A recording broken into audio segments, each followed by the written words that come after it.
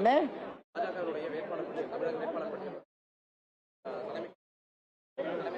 அண்ணே நம்முடைய பத்திரிகை நண்பர்களுக்கு காலை வணக்கத்தை தெரிவித்து, பாரதிய ஜனதா கட்சி எங்களுடைய முதல் பட்டியலில் 195 வேட்பாளர்கள் வெளியிட்டிருக்கின்றோம்.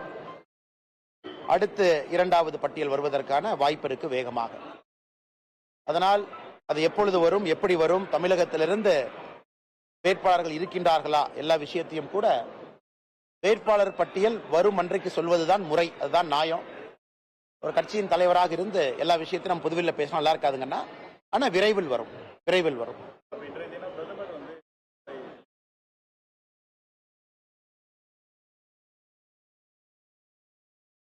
ஆர்எஸ் பாரதி திமுக காரங்களுக்கெல்லாம் செலக்டிவ் அம்னீஷியா அப்படின்னு ஒரு வியாதி. அப்படின்னா என்னன்னு, செலக்டிவ் அம்னீஷியா நேத்து என்ன பேசினாங்கிறது இன்னைக்கு மறந்துடுவாங்க.